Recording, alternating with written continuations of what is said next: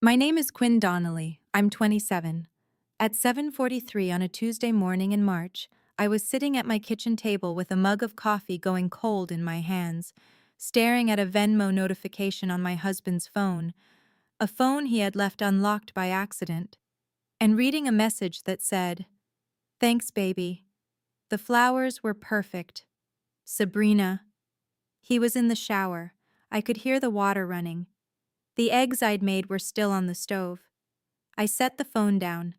I picked it up again. I read it again. The words didn't change. Robert had been in the shower for exactly 4 minutes when I heard him turn the water off. I put his phone back exactly where he'd left it, face down, slightly angled toward the fruit bowl, and I sat back in my chair, and I picked up my cold coffee, and I took a sip, and I did not say a single word when he walked into the kitchen. "Morning," he said. "Morning," I said. He picked up his phone without looking at me, pocketed it, grabbed his keys from the hook by the door and said, "Don't wait up. I've got the shop until 9. The door closed. I sat there for another 11 minutes without moving. Then I opened my laptop, logged into our joint bank account, and started looking. Before I tell you what I found, and I promise you, it is so much worse than a Venmo notification. If stories about standing up for yourself mean something to you, please hit like and subscribe, and tell me in the comments where you're watching from right now and what time is it there. I genuinely want to know, because wherever you are, whatever you're carrying, I think you found this story for a reason. Now, let me take you back 4 years, to the November afternoon I first met Pollyanna Williams. Robert and I had been dating for 3 months. He'd warned me ahead of the visit in that careful, practiced way people warn you about things they're actually proud of. "My mom is a lot," he said. "She's old-fashioned. She doesn't hold back." He said it like it was a disclaimer. It turned out to be the best thing he ever told me about her. Pollyanna lived in a white craftsman house on Alderman Street in Newark, Delaware, with a side garden she'd been tending for 30 years. When we pulled up that Sunday, she was on the front porch in a yellow cardigan, and she had a pot of something on the stove that I could smell from the driveway. Navy bean soup with smoked ham hock, she told me later, her mother's recipe. The whole house smelled like bay leaves and warmth. She was 61 at the time. She had silver-streaked hair she kept pinned up, reading glasses she wore pushed to the top of her head even when she wasn't reading, and she had the kind of eyes that looked at you like she was taking inventory, not unkindly, just completely. Robert went inside to find the bathroom. Pollyanna poured me a cup of tea, chamomile, from her own dried herbs, she specified, and she sat down across from me at her kitchen table, and she looked at me for a long moment and she said, "You're smart, aren't you?" It wasn't a question. I didn't know what to say. I laughed a little and told her I worked with numbers. She nodded slowly. "Good," she said. "Hold on to that, no matter what. Hold on to knowing what the numbers actually say." I didn't understand what she meant. I filed it away as the kind of cryptic wisdom older women sometimes offered, the kind that feels profound without being specific. I thanked her for the tea. She squeezed my hand before I left. "You'll be all right, Quinn," she said. "I'll make sure of it." I thought she was just being kind. I had no idea she was already making a plan. Robert Williams and I got married on a Saturday in June, 2 years after that first visit. It was a small ceremony, 41 people at the Brandywine Creek Terrace venue outside Wilmington, white tablecloths, string lights, my sister as maid of honor. I was 24, he was 31. He owned a growing auto detailing business called Williams Premium Detail on the north side of Wilmington. 4 bays, a staff of 6, a good reputation in the commercial fleet market. He had a Dodge Ram, a leather sectional, and a confidence about him that I had mistaken for steadiness. I had my job. I'd been a payroll coordinator at Harmon Steel Logistics, a regional trucking company on the Lancaster Pike, for 2 years by then. Not glamorous. $52,000 a year, a cubicle on the second floor, and more hours staring at spreadsheets than I would recommend to anyone. But I was good at it. I am good at it. I know how to read a financial document the way a mechanic reads an engine, not just what it says, but what it's hiding. That skill is what Robert had dismissed as a cute quirk. She loves her spreadsheets, he would tell people at parties, doing a little eye roll that always got a laugh. It was also what eventually ended his plan entirely. The first time I realized something was wrong, truly wrong, not just Venmo notification wrong, was 8 months into our marriage, when I noticed that Robert's business bank statements, which he left in a shared Google Drive folder he'd forgotten I had access to, showed two separate transfers each month to something called Coastal Ventures, LLC. Each transfer was $3,000, like clockwork, every 1st and 15th. I didn't say anything. Not yet. I was in payroll.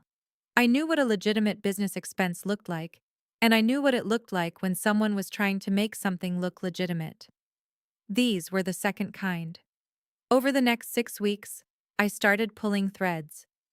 I found that Coastal Ventures LLC had been registered in Delaware 18 months before our wedding, before I'd even moved in with Robert. The registered agent was a name I didn't recognize, a Deborah Crane, listed at an address in Bear, Delaware. The LLC's stated business purpose was consulting and business development services. Its only client, based on the invoices Robert had filed in the Drive folder, was Williams Premium Detail, the money flowing in $6,000 per month. The money flowing out, deposited into a personal account I had no access to. I sat with that for 2 weeks before I touched anything else. Then I found the payroll entries.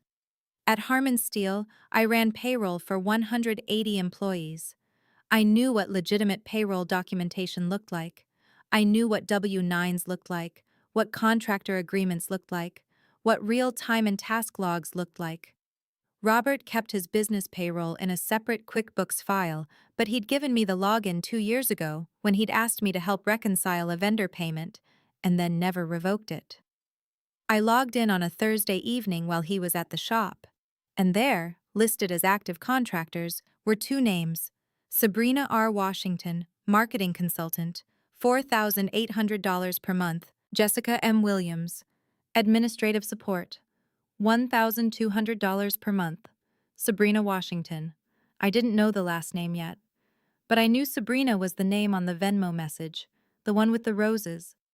Jessica Williams was Robert's sister. I stared at those entries for a long time. Then I went back through 18 months of payroll records. Sabrina had been on the books for 14 months, Jessica for 12. I opened a fresh Excel sheet and I started adding. Sabrina. 14 months at $4,800. That was $67,200. Jessica. 12 months at $1,200. That was $14,400. Coastal Ventures. 18 months at $6,000. That was $108,000, though the deposits I could trace to the accessible account totaled $93,000 after some months showed gaps. 81,000, 93, 67, 14. The numbers didn't lie, they never do. The question was, what I was going to do about it. I closed the laptop. I poured myself a glass of water. I stood at the kitchen sink and looked out the window at the dark backyard, and I felt something go very, very quiet inside me. Not peaceful quiet, the kind of quiet that comes before a decision. I did not confront Robert that night. I know that surprises people. But here is what 12 years of living with careful people taught me. You do not tip your hand until you know the full hand you're holding. My father was a man who made decisions based on incomplete information and spent his life paying for it. I was not going to make the same mistake. So instead, I started documenting.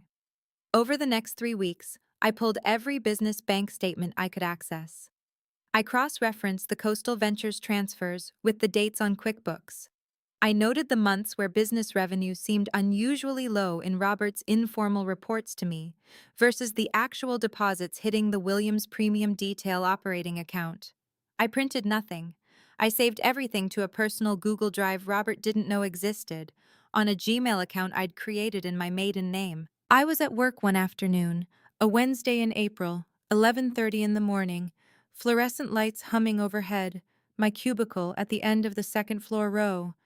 When my direct manager, Danny Osei, stopped by my desk with 2 paper cups of coffee and set one next to my keyboard without a word. Danny was 43, originally from Accra, with a laugh that could fill a conference room and a professional sharpness that I had always respected. She'd been at Harman Steel for 15 years. She knew financial irregularities the way I knew them. "You've been quiet," she said. "I'm always quiet," I said. "Quieter," she said. I looked up at her, and I don't know why. Maybe it was the coffee, maybe it was the fact that she'd offered it without being asked, maybe it was 37 days of carrying something alone. I said, "I think my husband has been hiding money. A lot of it. I don't know what to do yet." Danny sat down in the empty chair beside my desk. She didn't say anything for a moment. Then she said, "You work with documents all day. What would you tell a client to do?" "Document everything," I said. "Build the paper trail first. Don't confront until you're ready." "Then you already know what to do," she said. She got up, picked up her coffee, and went back to her office. I sat there for a moment, and then I turned back to my screen and I did what I knew how to do. I kept building. The confrontation, when it finally came, was not one I chose.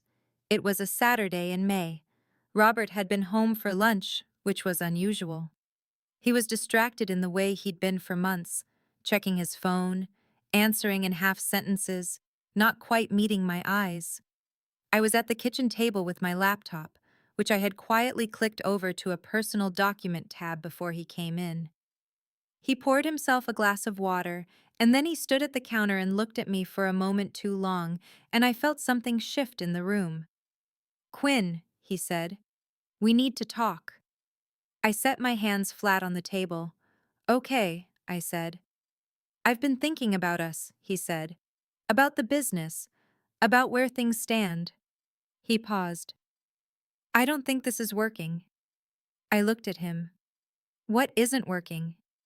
"Us." He set his glass down. "The marriage. I want a divorce." The room didn't spin.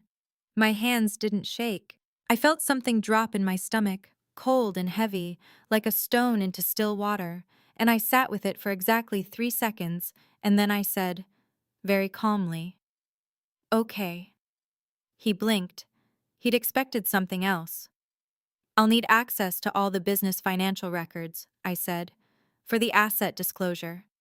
His face changed. Just for a moment, just a flicker, something tightened around his eyes. "The business has already been valued," he said. "I had it appraised. It's coming in around 185,000. I looked at him. I looked at him for a long time. "Okay," I said again. He left that afternoon. He moved into an apartment in Brandywine 100, and I spent the following 2 weeks pulling every piece of documentation I could find, organizing my evidence file, and researching family law attorneys in Newcastle County. I found Margaret Holloway of Holloway and Pruitt Family Law on Shipley Street in downtown Wilmington. I called her office on a Tuesday morning at 8:47 a.m. She took me that Thursday. When I sat across from Margaret Holloway in her office, clean desk, 2 framed law degrees on the wall, a small potted rosemary plant on the windowsill, I handed her a printed summary I'd prepared. 14 pages, organized by date, by account, by transfer, color-coded. She read through it without speaking. When she finished, she looked up at me and said, "How long have you been gathering this?" "About 6 weeks for the formal documentation," I said. "But I've been in payroll for 5 years. I noticed it earlier. I just needed to know what I was looking at." She set the pages down. "Quinn, this is more than most clients bring me after a year with a forensic accountant." "I know what payroll fraud looks like," I said. "I process payroll for 180 people." She nodded slowly. "We're going to need an expert to formally verify the revenue under reporting. But if these numbers are right," she tapped the page, "the real business value is closer to 410,000. And the dissipated funds alone are over $180,000. $182,200, I said. She looked at me steadily, then she said, "Let me make some calls." The divorce proceedings were filed in June. Robert had a lawyer, Gerald Fitch of Fitch and Dempsey on Market Street, a man in a good suit who had the professional confidence of someone who had won a lot of straightforward cases. The initial asset disclosure Robert filed listed the business at $185,000. It listed the marital home at assessed value. It listed our joint account, which had $14,200 in it at the time of filing. It did not mention Coastal Ventures LLC. It did not mention Sabrina Washington's $4,800 a month. It did not mention Jessica Williams's $1,200 a month. It was, according to Margaret Holloway, a financial disclosure that contained so many omissions it bordered on perjury. Bordered? I asked. Crossed, she said. But we'll let the court determine that. Jessica Williams, Robert's sister, the one receiving $1,200 a month for work she had never performed, called me 3 weeks after the filing. I was at my desk at Harmon Steele when my cell rang with her number. I stepped into the hallway. "Quinn," she said. Her voice was careful and apologetic in a way that put my teeth on edge immediately. "I just want you to know I had no idea things were this complicated. Robert never told me all the details." "About what?" I said. A pause. "About the finances. About how bad things had gotten." "The business is doing fine, Jessica," I said. "Revenue is up year over year." Another pause, longer this time. "Quinn, I really think if you just let the lawyers handle this, we can all move forward. Robert is willing to be fair." "I'm sure he is," I said. "He's offering to let you keep the car," she said. "And he'll cover your rent for the first 3 months, wherever you land. He knows you didn't really contribute to the business side of things." I felt my jaw tighten. "Is that what he said?" "He says you were a payroll coordinator," Jessica said. And there was something in her voice now, something that Robert had put there, I was certain of it, a faint, almost apologetic condescension. "He says the business was always his thing. You weren't really involved." "I see," I said. "Quinn, I'm just trying to help. He's my brother. I love you both, but—" "Jessica," I said, "thank you for calling. My attorney will be in touch." I hung up. I went back to my cubicle. I sat down. I put my hands flat on the keyboard, and I breathed for a moment. She'd been on his payroll for 12 months. $14,400 for work she never performed, and she was calling me to say I hadn't contributed. I opened my personal drive folder and I added a note to the Jessica Williams tab, called June 18th, used "didn't really contribute" phrase directly. Attempted to negotiate via personal call, documented. The week before the deposition was when Robert came to my workplace. I was at the Harmon Steele building on Lancaster Pike, 2nd floor, 2:15 in the afternoon on a Thursday. The floor was mostly quiet, mid-afternoon lull, half the team in a vendor meeting 2 rooms over. I was reconciling a quarterly payroll exception report when I heard the elevator and then footsteps, and I looked up, and Robert was walking toward my cubicle. He was dressed well. He always dressed well when he wanted to make a point. Dark jeans, clean boots, the gray button-down I used to say, looked good on him. He had his hands in his pockets, and he was walking with that deliberate ease that meant he had planned this. Danny was in her office. 2 other colleagues, Marcus from accounts and a newer woman named Priya, were at their desks within clear line of sight. Robert either didn't notice or didn't care. He stopped at the entrance to my cubicle. "Hey," he said. "Robert?" I kept my eyes on my screen for exactly 2 seconds before I turned my chair. "This isn't a good time." "It'll be quick," he said. He glanced around at the office, at Marcus, who had gone still at his desk, at Priya, who was trying and failing not to look. Robert's gaze swept the room with that faintly satisfied expression he got when he felt like he was the most important person in a space. I just wanted to check on you. See how you're holding up. I'm fine, I said. You should have your attorney contact mine.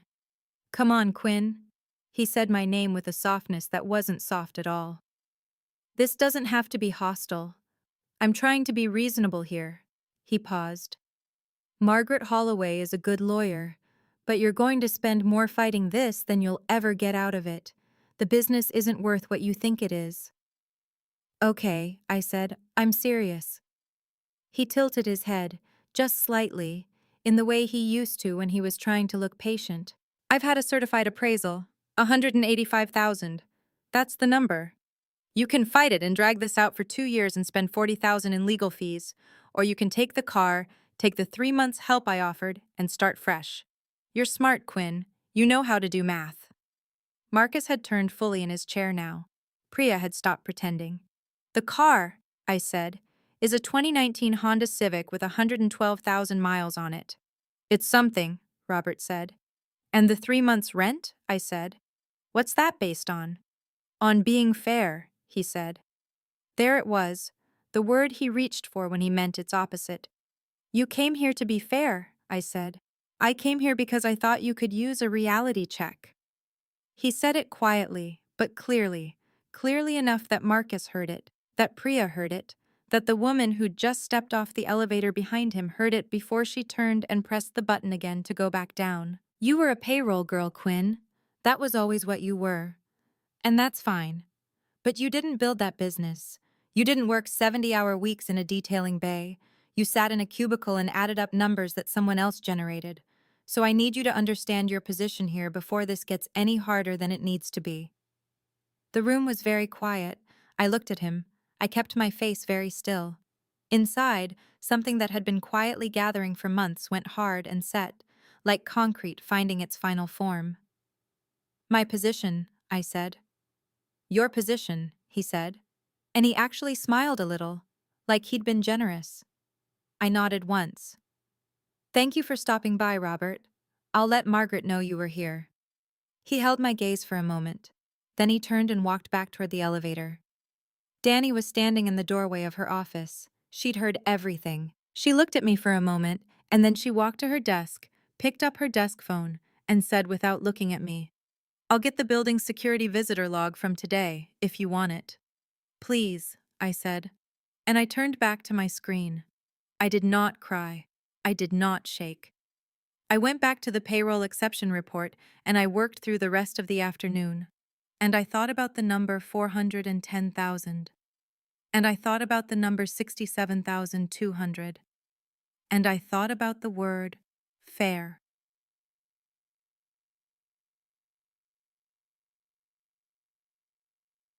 I had been working with Margaret Holloway for 6 weeks when she called me at 6:52 in the evening on a Monday. I need you to come in tomorrow morning, she said. Something has come up. I was at my apartment, a small rental on Bancroft Parkway I'd moved into the month prior, 640 square feet, second floor, a window above the kitchen sink that looked onto a parking lot, and I sat down on the edge of the couch. What kind of something? I said. A pause. The kind we weren't expecting, Margaret said, and the kind that helps. I was at her office at 8:15 the next morning. She was already behind her desk, and there was a woman seated across from her. A woman I knew. A woman with silver-streaked hair pinned up, reading glasses pushed to the top of her head, and eyes that looked at you like she was taking inventory. Pollyanna Williams. I stopped in the doorway. Pollyanna looked at me. She didn't smile exactly, but something in her face settled, like a weight being set down after a long carry. Sit down, Quinn, she said. I sat. I owe you an explanation, she said. And I owe you an apology. In that order. Duh. Here's what Pollyanna Williams told me, sitting in Margaret Holloway's office on a Tuesday morning in July, with the rosemary plant on the windowsill and the street noise coming up from Shipley Street below. Her husband, Robert's father, Elton Williams, had done the same thing to her. 32 years ago. A different business, a different set of numbers, a different woman, but the same architecture of deception. Money moved quietly out of joint accounts, assets undervalued in divorce proceedings, a narrative built carefully over years that she had been the passive one, the non-contributor, the woman who didn't understand the financial side of things. She had lost, in 1991, what would now be worth approximately $340,000 in dissipated marital assets. She had lost because she hadn't known, in time, what she was looking at. She had lost because she had no paper trail. She had lost because there was no one who knew what Elton had been doing and was willing to say so in court. She had stayed in contact with Robert's father long enough, for the sake of her son, she said, to know exactly what Robert had learned to do. And when Robert and I got married, and she watched the patterns she recognized begin to surface in his behavior, the cash she knew wasn't being recorded, the name Sabrina appearing in conversations Robert didn't realize she could hear, the business bank account he'd stopped mentioning to me, she had started quietly to prepare. She had hired her own accountant 18 months ago, a private forensic accountant named Gerald Sato, who had spent 14 months documenting the actual revenue of Williams' premium detail from commercial fleet contracts, insurance records, and vendor invoices. His findings: real annual revenue of $410,000. Declared revenue in Robert's divorce filing, $185,000. She had saved every conversation, every voicemail, every text message Robert had ever sent her where he referenced the business, Coastal Ventures, or Sabrina Washington by name, because Robert trusted his mother the way people trust the ground they're standing on, without thinking about it. She had 13 exhibits. She had spoken to Margaret Holloway 6 weeks ago, before I even knew Margaret Holloway existed, and asked her to take my case. She had paid the retainer. She had then waited to see if I would find the evidence on my own before she stepped in. She said she needed to know I was ready to fight. She needed to know I wouldn't fold. "You have no idea how proud I was," she said to me, "when Margaret called me 3 weeks ago and said you had already built the paper trail." I sat in that chair and looked at her, and I could not find a single word for approximately 45 seconds. Then I said, "Why didn't you just tell me from the beginning?" "Because if I had told you," she said, "and Robert had found out, and he would have found out, Quinn, he's his father's son, he would have moved everything, locked everything, made it so neither of us could touch it." She folded her hands. "You needed to build your own case. So did I. And we needed to not talk to each other while we were doing it." I thought about the first afternoon I'd met her, the chamomile tea, the way she'd looked at me like she was taking inventory. Good. Hold on to that, no matter what. Hold on to knowing what the numbers actually say. She had known then. 3 months into my relationship with her son, she had looked at me and she had seen exactly who I was. And she had begun, quietly, patiently, over 4 years, to make sure that when the time came, I would not be undefended. "Pollyanna," I said, and my voice did something I hadn't planned for. "He's your son." "He is," she said. She met my eyes and she didn't look away. "And he is doing to you what his father did to me. And I was not going to let that happen twice to someone I love. Not in my lifetime." Margaret Holloway gave me a moment. Then she slid a manila envelope across the desk. "She brought something for you," Margaret said. I looked at the envelope. My name was written on it in Pollyanna's handwriting, Quinn, in ink that had the slightly faded quality of something written and then held on to for a while. "She wrote it when she was certain the case was going to court," Margaret said quietly. "She wanted you to have it regardless of what happened." I picked it up. "You can open it here," Pollyanna said, "or on your own, whatever you need." I looked at her. Then I looked at the envelope. Then I looked back at her and I said, "Would you mind if I took it home tonight?" "That's exactly what I was hoping you'd do," she said. I opened the envelope that night at 10:23 p.m., sitting at my kitchen table in the apartment on Bancroft Parkway, with a cup of tea I hadn't drunk, and the parking lot lights coming in through the window above the sink. I opened it carefully, the way you open something you know you'll want to keep. The letter inside was handwritten, 2 pages, on cream-colored stationery, with a small printed W in the upper corner. Her handwriting was precise and unhurried. Dear Quinn, if you're reading this, then we've reached the part I always knew was coming. Robert is doing what I watched his father do, moving money, hiding value, building a story in which you don't count for much. I knew he would do this. I want you to know that I am not sorry for watching and waiting. I am sorry that I couldn't stop him from hurting you in the meantime. That part I have to live with. Do you remember the first afternoon you came to the house on Alderman Street? You were nervous. You helped me clear the tea things without being asked, and you thanked me for the chamomile like it mattered. Robert never thanked me for anything I cooked. You have always been the person in this family who saw what something was actually worth and said so. Hold on to that. Hold on to knowing what the numbers actually say. The formal evidence file is with my accountant, Gerald Sato. Sato and Associates, 412 Delaware Avenue, Suite 7, Wilmington. Margaret Holloway already has copies of everything, but Gerald holds the originals. He has been authorized to release them to her on request. What is in that file? 14 months of certified revenue analysis for Williams Premium Detail. Real annual revenue, $410,000. Coastal Ventures, LLC formation documents and bank account records. 13 text messages and 2 voicemails from Robert referencing Coastal Ventures and Sabrina Washington by name. A certified payroll analysis showing no deliverables were ever produced by the 2 listed contractors. My signed and notarized witness statement, which I am prepared to deliver in person. You are not a payroll girl who sat on the sidelines. You are the woman who knew what the numbers said when no one thought you were looking. You always have been. All my love. Hold on to that. Pollyanna. I read it twice. Then a third time. Then I set it down, and I put both hands flat on the table, and I sat there for a while. Not crying exactly. Just sitting. The way you sit when something lands in you that is too big to process all at once and you have to let it find its own level. I thought about the word hold on to that. She'd said it the first time 4 years ago, and she'd said it here, and it was the same sentence, and I hadn't understood the first time, and I understood it now completely.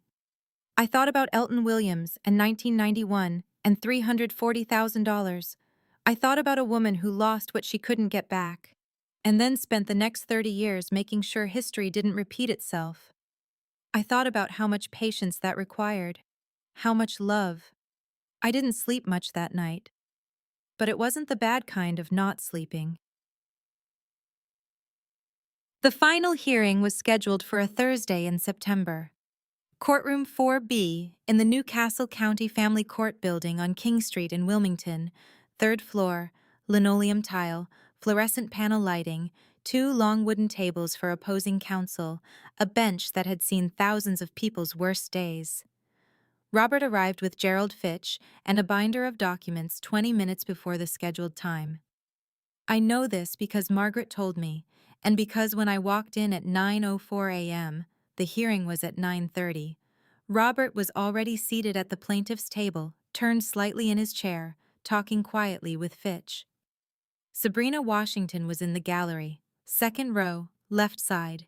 She was wearing a light blue blazer, and she had her hair down, and she was trying to look like she was there for professional support, rather than the reason she was actually there. I had not met her before that morning. She was 34, according to documents in Margaret's file. She was on Robert's business payroll as a marketing consultant at $4,800 a month. In 14 months, she had produced no marketing materials, no campaign records, no client acquisition data, no deliverables of any kind. Margaret's forensic accountant had confirmed this. Jessica Williams was in the 3rd row, behind Robert's side, in a dark green coat. She did not look at me when I walked in. I walked to our table. I sat down next to Margaret. I set my hands flat on the table in front of me, and I looked straight ahead. The room filled over the next 20 minutes. By 9:28, there were 34 people in the gallery, family members on both sides, two people from a legal aid organization observing proceedings, a woman I didn't know who was knitting, and seemed to be there for a different case that had run over. The courtroom had the particular quality of held breath that public proceedings carry, everyone present and everyone trying to look like they're not watching. Judge Renata Alvarez took the bench at 9:31. Gerald Fitch opened Robert's case efficiently and with confidence. He presented the certified appraisal, $185,000 for Williams' premium detail, conducted by a Brandywine Appraisal Group assessor who, Margaret had already established, had based his valuation on the income figures Robert had self-reported. He presented the joint account balance at filing. He presented a timeline of marital contributions that, not incidentally, characterized my role in our household as primarily domestic and my income as secondary. He used the phrase, the couple's financial asymmetry, twice. The second time, Robert turned slightly in his chair, just enough that I could see the side of his face, and he had the expression of a man watching something go the way he expected it to go. Then it was Margaret's turn. She began with the payroll records. She walked Judge Alvarez through the QuickBooks contractor entries. Sabrina Washington, $4,800 per month, 14 months. Jessica Williams, $1,200 per month, 12 months. And presented Gerald Sato's certified analysis, confirming that neither contractor had produced any documented deliverables in the period of their listed employment. She presented the Coastal Ventures LLC formation documents. She presented the bank transfer records showing $93,000 in marital funds moved to the LLC's associated account over 18 months. She placed on the record that the LLC had been created, registered, and operated without Quinn Donnelly's knowledge or consent, despite the funds originating from joint marital earnings and the business itself being a marital asset. Robert's jaw tightened through most of this. Fitch objected twice on evidentiary grounds. Judge Alvarez overruled both. Then Margaret said, "Your Honor, at this time, I'd like to call one additional witness." Fitch stood. "Objection. The witness list was supplemented and served 48 hours ago," Margaret said calmly, "as permitted under Rule 26 when material evidence is acquired during the discovery period." Judge Alvarez looked at Fitch. "Overruled." Margaret said, "The plaintiff calls Pollyanna Williams." There was a pause. The particular pause that comes over a room when something happens that not everyone expected. And then the courtroom door opened, and Pollyanna Williams walked in. I watched Robert's face. The color didn't drain all at once. It went in stages. First a kind of blankness, like a screen going to standby, and then something that contracted around his eyes, and then his jaw set hard and his hands. I could see them from where I sat. His hands went still and flat on the table in front of him in a way that looked, from where I was, like a man trying to stop himself from doing something visible. Sabrina, in the second row, turned to look at the door, and then turned to look at Robert and said something very quietly that Robert did not respond to. Jessica, in the third row, looked at the floor. Pollyanna walked up the center aisle in a navy blazer, with her silver hair pinned up and her reading glasses on top of her head, and she moved with the steadiness of a woman who had been thinking about this walk for a very long time. She passed her son's table without looking at him. She was sworn in. She sat in the witness stand. Margaret walked her through it methodically. Pollyanna testified that she had been present for multiple conversations in which Robert had referenced Coastal Ventures by name and described it as a vehicle for keeping cash off the main books. She testified that Robert had told her, in a phone call in the previous October, a call she had recorded, with a copy now entered into evidence, that Sabrina Washington was on the payroll because she earns it, and the business can afford to be generous right now. She testified that she had retained Gerald Sato of Sato and Associates 14 months ago to conduct an independent revenue analysis of Williams' premium detail, and that his findings, real annual revenue of $410,000, were consistent with fleet service contract records, vendor invoices, and client payment documentation that she had been collecting and preserving for the past year. She testified that she had first become concerned about Robert's financial practices approximately 2 years into his marriage to Quinn Donnelly. She testified that her concern was informed by personal experience. "Can you explain what you mean by personal experience?" Margaret asked. "Robert's father," Pollyanna said, "did the same thing to me. In 1991. Different business, same method." She paused.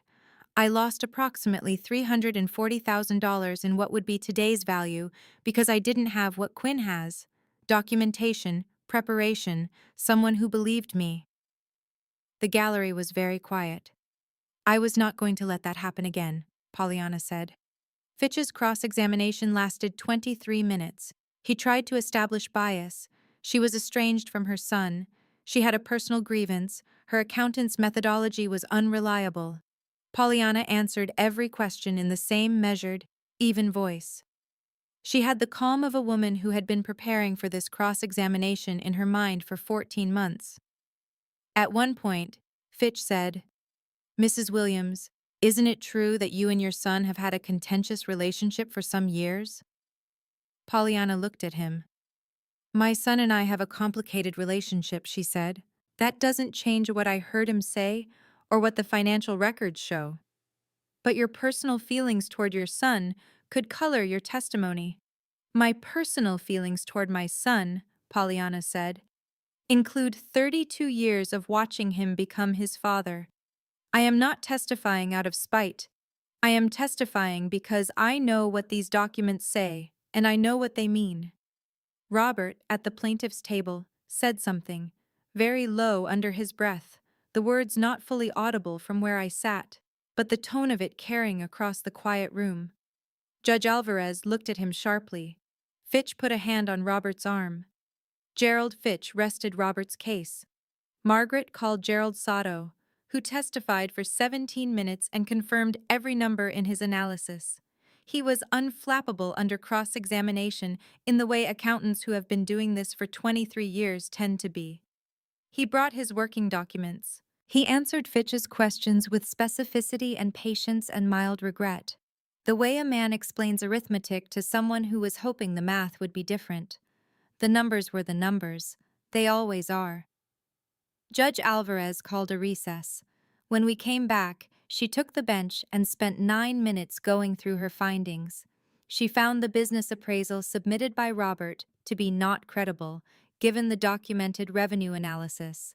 She found that Coastal Ventures, LLC, constituted a vehicle for the dissipation of marital assets.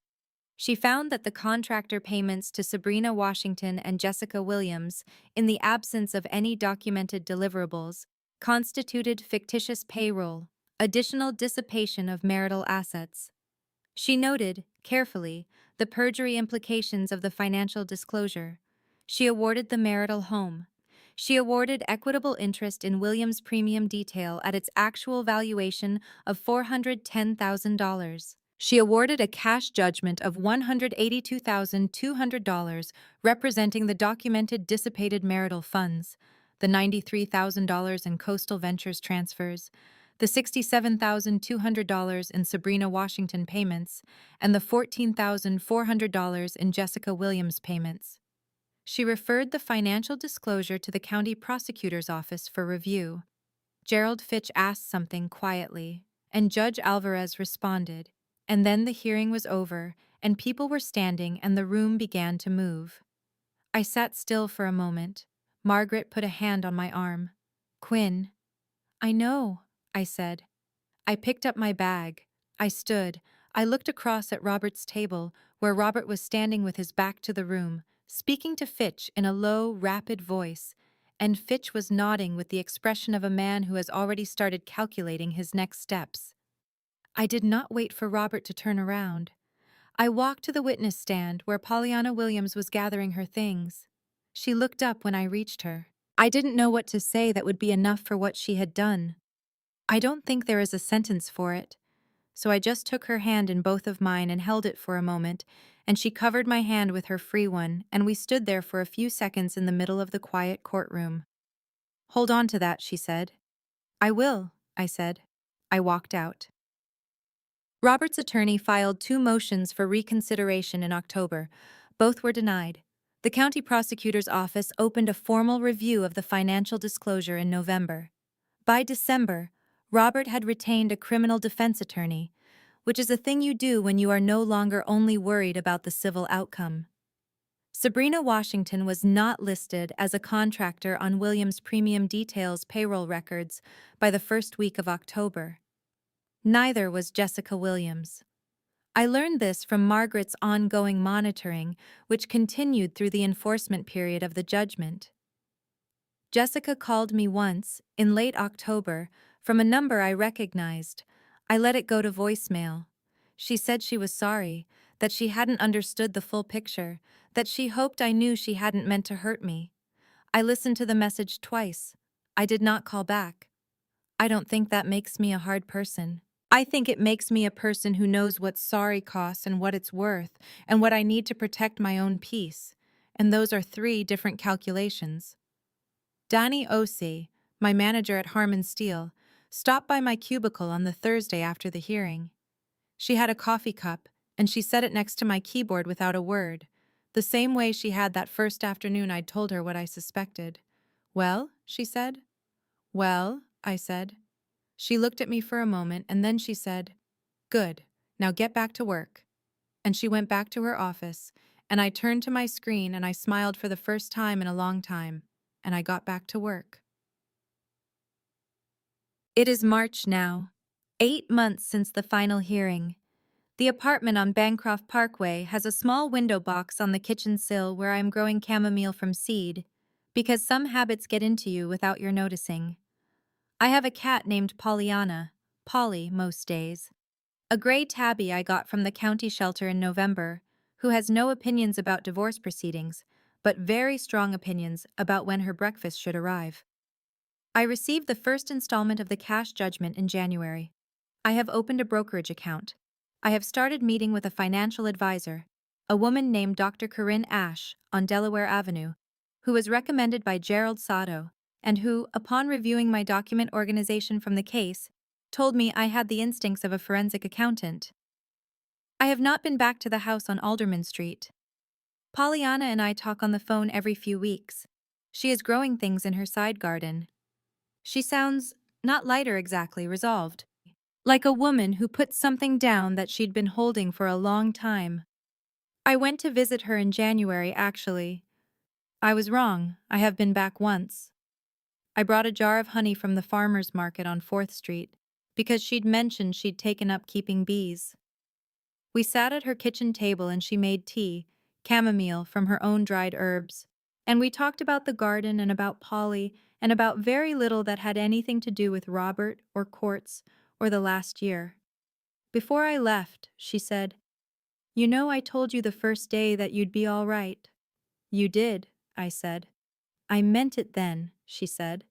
I mean it more now.